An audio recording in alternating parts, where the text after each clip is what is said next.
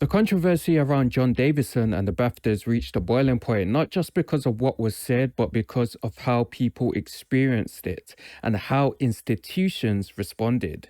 When Davidson, a man well known in the UK for living with severe Tourette's and whose life inspired films and documentaries over the years, appeared at this year's BAFTAs, something went terribly wrong on camera. Good evening.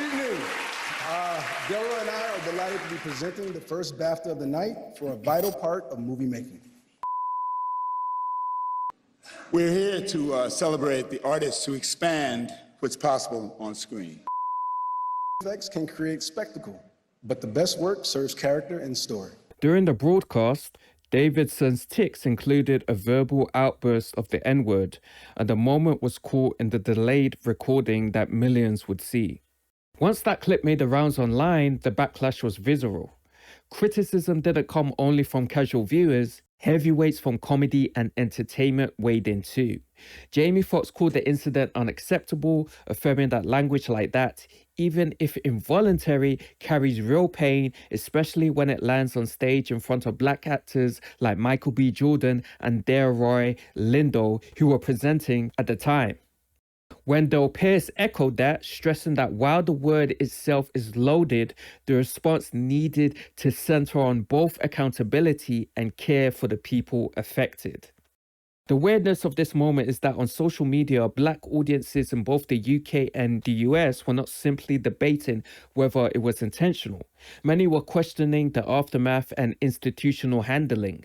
A recurring point of frustration was timing and consistency. Some pointed out that earlier in the ceremony, a young British director's speech with the line "Free Palestine" was edited and muted on broadcast. And lastly, to all those whose parents migrated to obtain a better life for their children, to the economic migrant, the conflict migrant, those under occupation, dictatorship, persecution, and those experiencing genocide, you matter, your stories matter more than ever. Your dreams are an act of resistance. Archive your stories yesterday, today, and forever.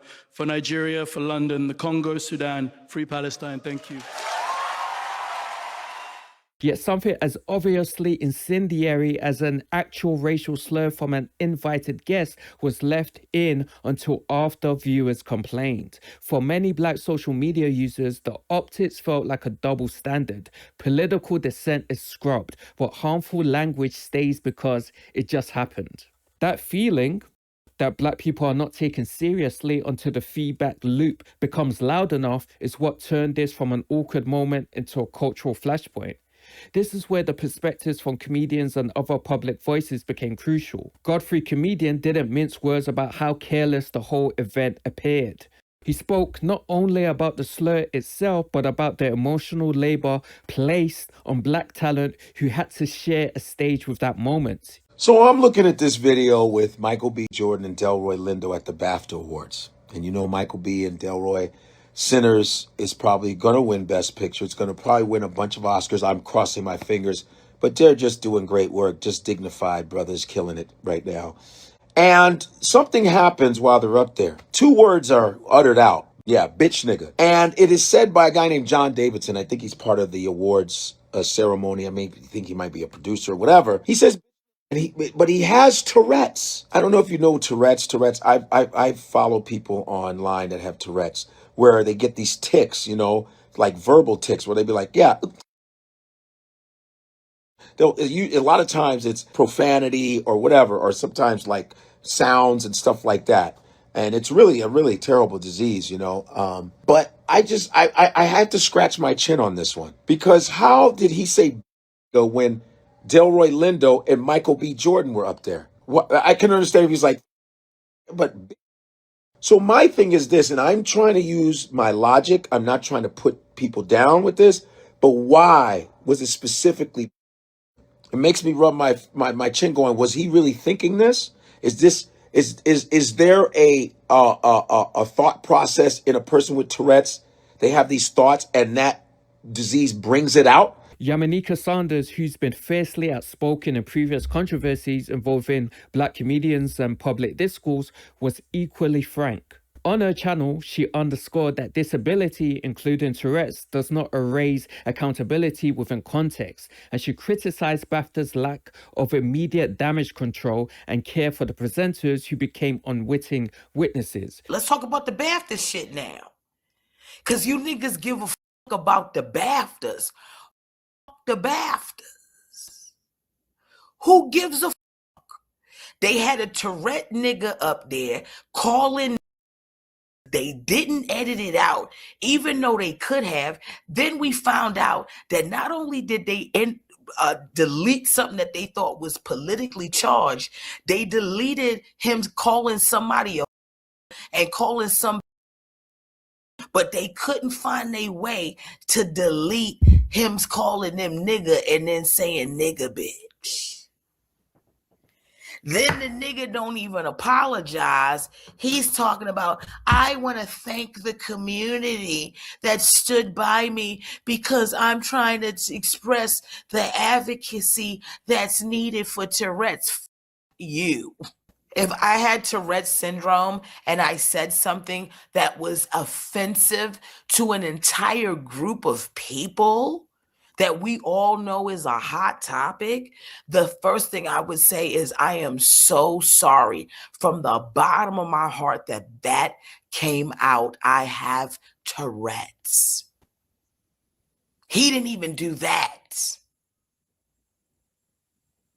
He's not even trying to see where you niggas is coming from. This is the type of hate that Black people are dealing with on a day-to-day basis. But she also pointed out something deeper, that Black audiences are not stupid and patterns matter. When a disadvantaged person, in this case someone with a real neurological condition, is on stage and has a moment that causes harm, the responsible reaction is not just an apology, it's care, communication, and structural response. Simply saying sorry after the internet explodes doesn't cut it. A particularly striking layer to this conversation has been the voices of Black TikTokers who themselves live with Tourette's. Several of them stepped forward to defend Davidson as a person with a disability.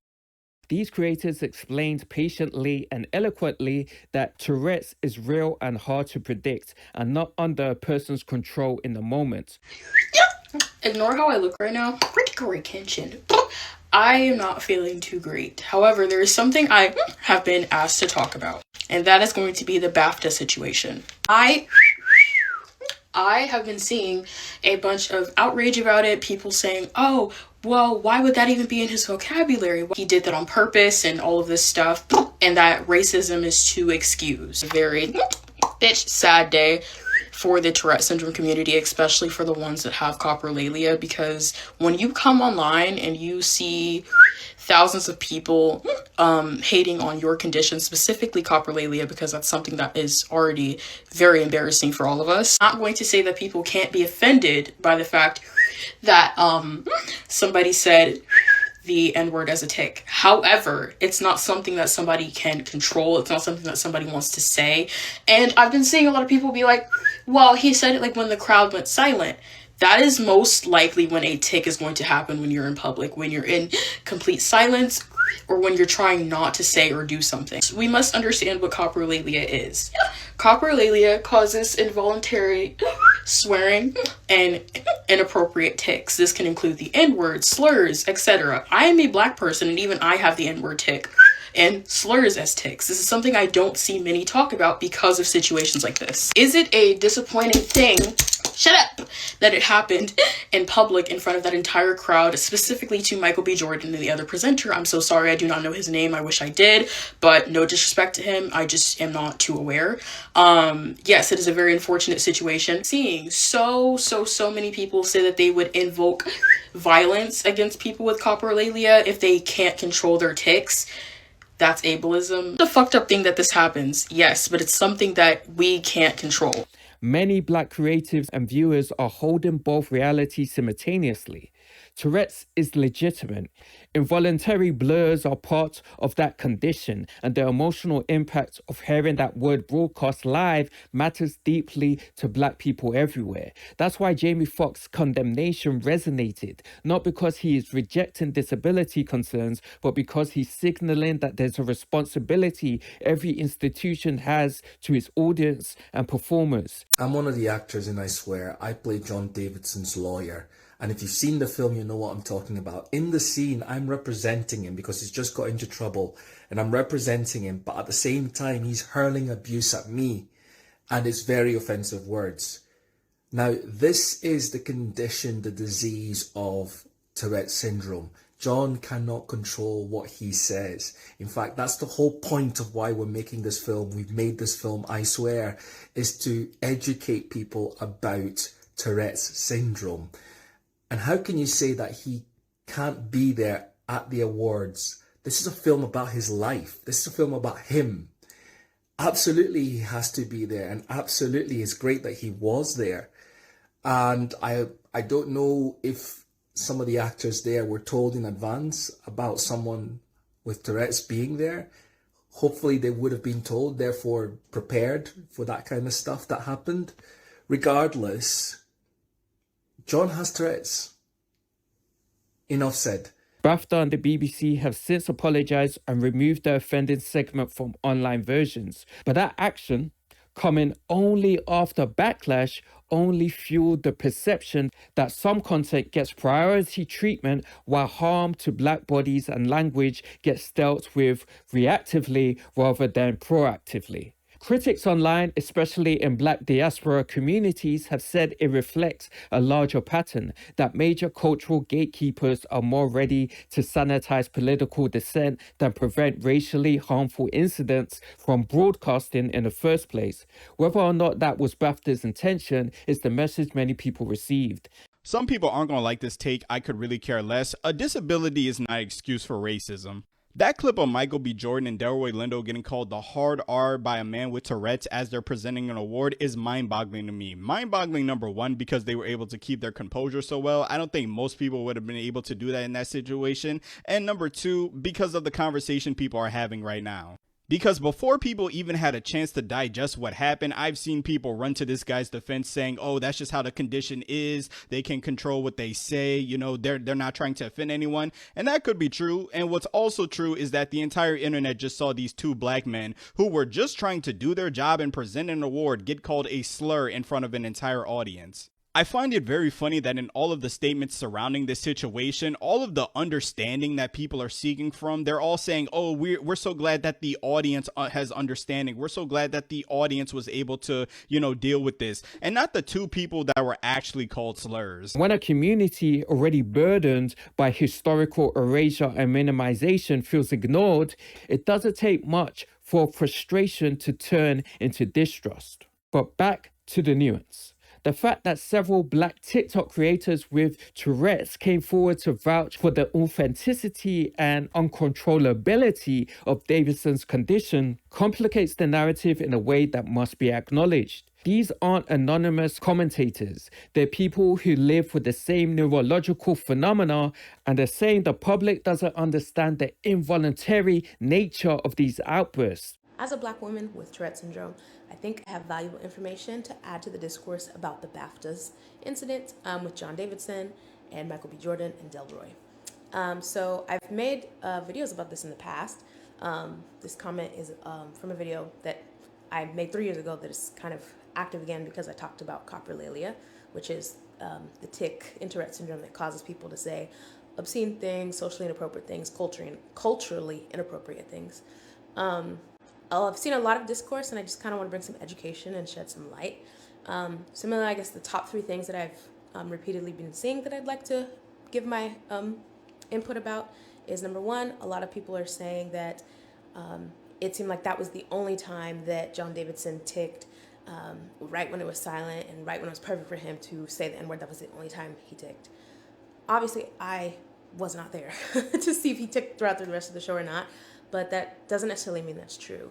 A lot of times there might be motor tics that are going on, which is movement that we might not see because obviously the camera is elsewhere throughout the show. There might have been other vocal tics that he had said that were a bit more muffled. He might have gotten up and gone to the bathroom to let out a bunch of tics in the bathroom before coming back. I know I've done that, and I know a lot of my friends with Tourette syndrome have done that as well. So we don't necessarily know. And sitting there and assuming that that's the only time he ticked is also giving the impression that you're assuming that he did it on purpose, which brings me to my second point. A lot of people are saying they understand that, Tourette syndrome is involuntary and he can't control it, but he shouldn't have said that. That's conflicting. You are now saying that you don't understand what involuntary and uncontrollable means, because you cannot control it. To dismiss that perspective would be foolish. It reminds us that disability discourse often gets flattened in public argumentation to he said the words, so he's a bad person, when real disability experiences don't fit into those neat categories. And that's really the heart of this moment. Both sides of this conversation have pain and legitimacy. Black people have every reason to be hurt by hearing a racial slur in a context where it felt unexpected, public, and on a stage shared with Black artists. Disability advocates have every reason to push back against the weaponization of neurological conditions in public discourse. Comedians and entertainers have every reason to call for more sensitive broadcasting practices because their names and reputations are also part of what gets digested in the moment. That's one of the parts of the condition where, especially with the vocalizations, we are not racist, we are not sexist, we are not perverts or anything, but what comes out is the almost taboo, the worst thing we could say. There needs to be more outrage towards the BAFTA team than the man with the disability. The BAFTA team, the multi-million-dollar team that's making the awards, presenting the awards, combed through every single second of that pre-recorded show. Cut out when people gave political shout-outs, Free Sudan, Free Palestine, and kept the portion where someone said the N-word. That was purposeful. That was to cause division. That was to cause conversation online and to possibly bring more focus to the BAFTA Awards. Because let me tell you something, I never even knew about this award system until yesterday. If this controversy has shown us anything, it's that institutions like BAFTA and broadcasters like the BBC need better infrastructure around inclusion, not just in who they invite on stage, but in how they plan access, how they prepare for scenarios involving disability, and how they prioritize the dignity of everyone involved. An apology that arrives after social media outrage looks like damage control, not care. Ultimately, that's why people, from Jamie Foxx to Godfrey, from Yamaneika to Black TikTok creators with Tourette's, are all weighing in. Not because they enjoy piling on, but because they see this as a symptom of larger structural issues around race, media, and respect in cultural spaces. And until institutions stop doing the bare minimum after the lights go on and the outrage spikes, people are going to keep calling for more than apologies.